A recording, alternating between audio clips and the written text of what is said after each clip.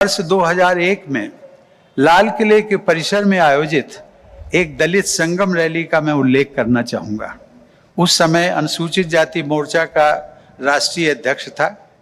श्रद्धेय अटल जी प्रधानमंत्री थे। देश में बहुत से लोग संघ परिवार तथा अटल जी को दलित विरोधी होने का दुष्प्रचार करते थे। उस रैली को संबोधित करते हुए अटल जी ने उद्घोष किया था कि हमारी सरकार दलितों, पिछड़ों और गरीबों की भलाई के लिए बनी है।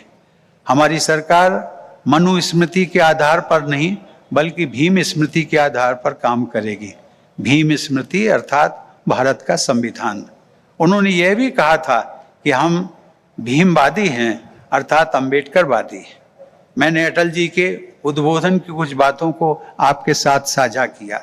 संघ की विचारधारा के प्रति समाज के इस वर्ग में जो दुष्प्रचार प्रसारित किया जा रहा था, उसे दूर करने में अटल जी के उस संबोधन की ऐतिहासिक भूमिका रही है।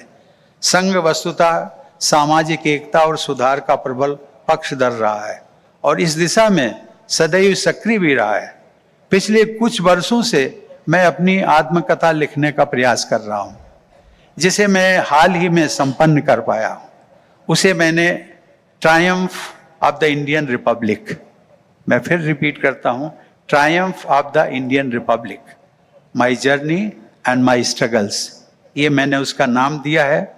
पूरी विनम्रता के साथ मैं ये कहना चाहता हूँ कि मेरी जीवन यात्रा और संघर्ष में जिन आदर्शों ने मुझे शक्ति व प्रेरणा दी है, वे भारतीय संविधान और राष्ट्रीय जीवन मूल्यों पर आधारित है।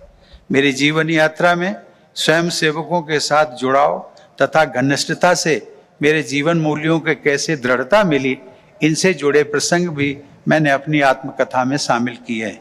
मैं आशा करता हूं कि इस वर्ष के अंत तक मेरी पुस्तक आप सभी पाठकों तक पहुंच जाएगी।